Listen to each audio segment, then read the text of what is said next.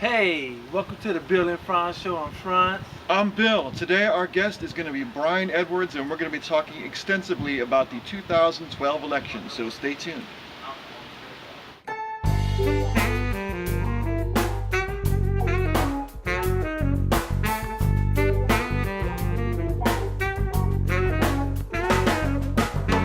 Hey, welcome back to the show.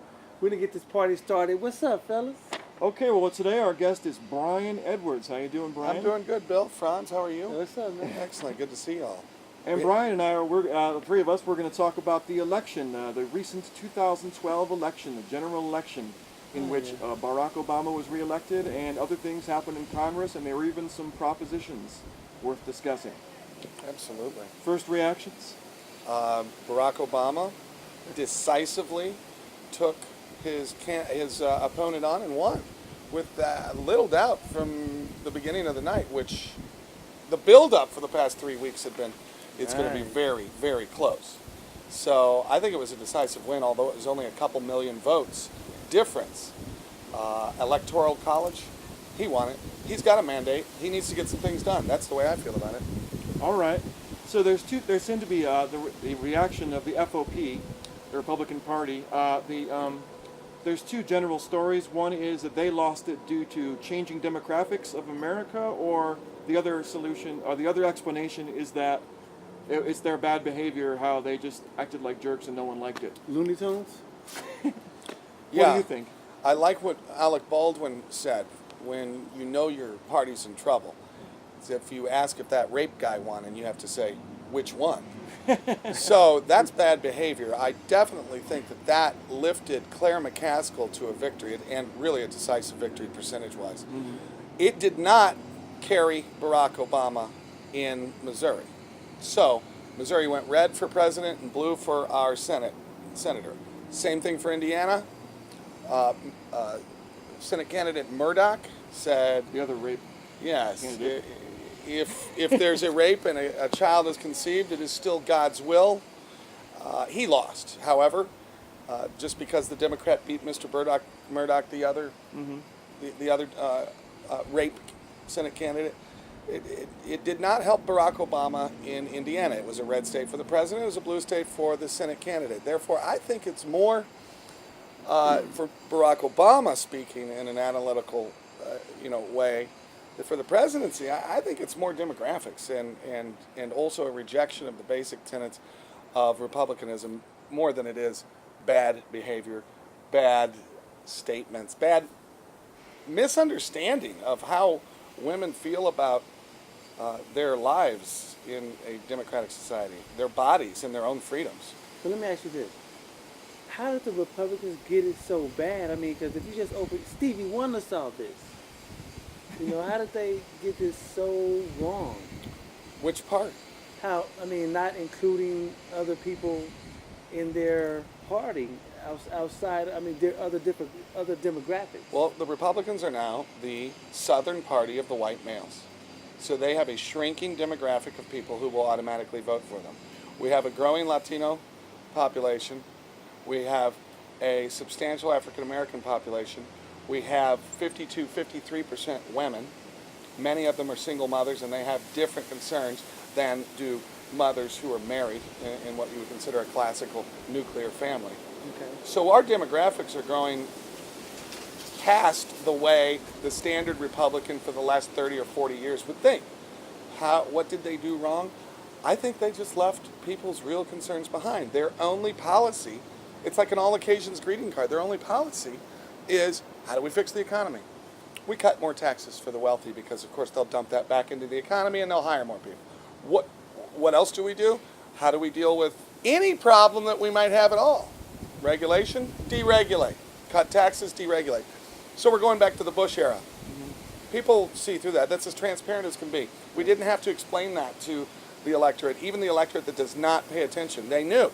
We don't want to go back more to the Bush era policies. And that's what, well, it's hard to say what Mitt Romney was proposing because it changed every day. It sure did. But that's ultimately what the core of what he was proposing most often. Not to be confused with what he may have ended up doing. He didn't remember what he said, but he stood by what he said, whatever it was that he said. So basically, it came down to old policies in a new era. Old policies in a new era, and a basic offensive misunderstanding of how people live in this modern world, I think. I don't think the misbehavior of these weird, strange, hung up on sex and morals, my morals, not yours, follow mine, not yours, that type of a candidate actually helped or hurt Barack Obama. I think that was more local. That affected state races. It did not affect the national race. And I believe Barack Obama, without those two snafus, faux pas, or actual opening of the true feelings of the heart of those two very conservative Senate candidates, one of the Barack Obama would have won regardless. Oops, I accidentally stated my mind. My next question: do you think that the Storm Sandy and Governor Christie's enthusiastic response to Obama's behavior or actions helped? It may have shaved microscopic percentages in the directions of Obama because. Everywhere or just in the North Atlantic? Well, in the North Atlantic, it wasn't going to matter anyway. The electorate was already going to vote for, and Obama was going to get those electoral votes. But I think across the country, people who pay attention to who their favorite Republican candidates are, it wasn't Mitt Romney. People wanted Chris Christie to run or Jeb Bush to run. So when Chris Christie is now showing that he can work with a president who has a D behind his name rather than an R, and he's the Republican and the president's the Democrat, and they work together for a common reason, common goal, I think that there might have been some microscopic shavings across the country where people said, you know what, I'll go ahead and vote for him. Maybe Barack Obama was trying to work with the Congress, the Republican-controlled Congress, on getting things passed, and they sat on their hands and rooted for failure. Maybe that's actually what did happen, and I can see it now that I see Chris Christie and Barack Obama sitting and dealing with problems together in the same room. Well, you know, Mitch McConnell made it very clear that after the 2010 elections, he said their number one job was to make sure that Obama was a one-term president. He said that after 2008. 2010 was the midterm elections, and of course the Republicans stacked up a bunch of seats in the House and the Senate.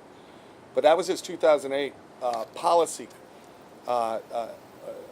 Basically, his policy desires were rooted in just booting out a democratically elected president who had just won the popular vote by more than 10 million votes.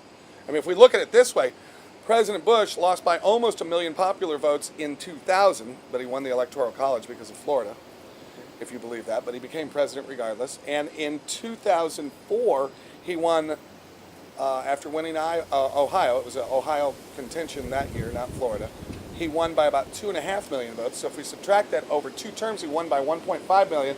And Barack Obama won by about 12 million. Who's got the mandate? Is this a liberal or is this a conservative country? I know who's selling us the BS, but just because you're saying it louder and more often doesn't mean that that's actually the way the country thinks or wants its policies written. I think we're a center-left country, not a center-right or far-right. Which brings me up to some of the other side things, if you want to call it a side thing, the gay marriage. Gay marriage is almost a non-issue. It's just going to have to take time to work through the state legislatures, unless it becomes. You must have a police action somewhere. That is government dollars working for you. You need help. You need help. You call for service. That is actually distributing the wealth, and it's redistributing it. A poor neighborhood who gets police service and roads does not have the tax infrastructure to build that type of infrastructure or service. So we redistribute the wealth, and we have police officers. That's a redistribution of wealth, folks. You see my man Bryan right here hitting it with a 1-2 punch. I like that. Boom.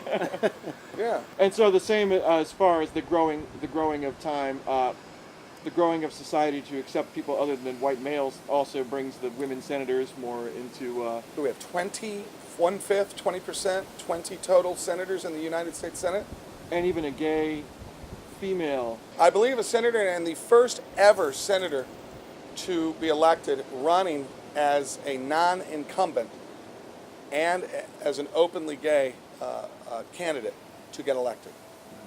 Barty Frank was in the House, and he became a person who saw that he needed to open up and let people know, and his electorate know, and the country know, that he is a homosexual. he is a gay man. But he didn't do that when he first ran.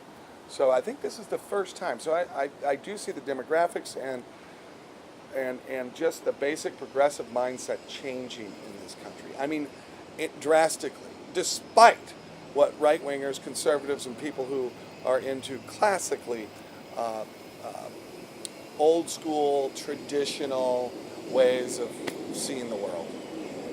Before we take a break, is there any one more last comment you wanted to say about the election? Hey, man, it was a great election for me, and all I know is that the demographics of America is so changing. I mean, 4 years from now, if the Republicans don't get it together, in my view, immigration is not going to stop. More people are coming into the country, so you're going to have to either just open your eyes and see what's going on. I think it's time to fold up, close doors, and find a new party. Okay. All right, on that note, we'll take a break. We'll be back.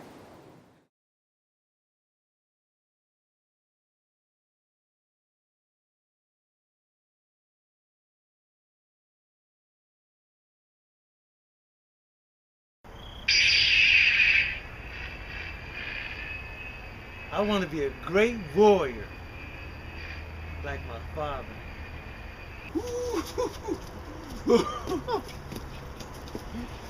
Wars make not one great.